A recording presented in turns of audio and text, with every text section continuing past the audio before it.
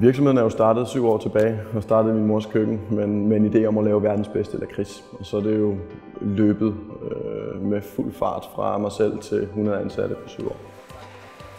Jamen altså de første år, så smider man jo som helt ung iværksætter, så smider du bilagene ned i en papkasse, og så på et tidspunkt så får du stress over at kigge på det, og så får man en ekstern bogholder ind, som begynder at sætte tingene op i C5 i det tilfælde her.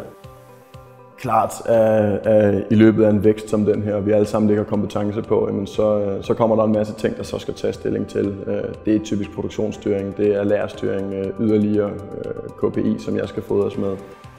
Det vigtige er jo helt basalt, at tingene virker. Derefter så er det super vigtigt, at man får ansat nogle folk, der er dygtigere end en selv til det, de sidder og laver, så man kan fokusere på det rigtige. Jeg er jo i den vidunderlige situation i dag, at have en, der kan sidde og lave min økonomi. Det er klart, at vi i virksomhedens størrelse lige nu overvejer at flytte videre fra C5 og op i en NAV-løsning, da vi jo hele tiden skal fodres med yderligere KPI, og vi skal yderligere lærerstyring også ude i vores butikker. Nu har vi 8-10 butikker lige nu i dag med pop-ups rundt i Skandinavien og i særdeleshed i Danmark. Og det er klart, at jeg skal blive klogere, og vi skal alle sammen blive klogere. Og der kunne det godt være, at vi var nødt til at flytte et trin op inden så forfærdeligt længe. I takt med, at man vokser så progressivt, som vi har gjort, så bliver der stillet nye krav til software og alt muligt andet. For mit vedkommende, der er jeg jo en helikopterpilot, der er mange steder, og i dag der løser jeg 60-70% af mit arbejde på farten.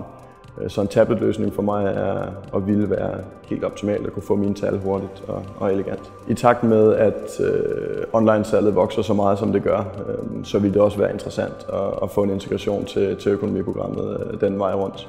Så det vil bestemt være foretræk at få koblet på et eller andet tidspunkt.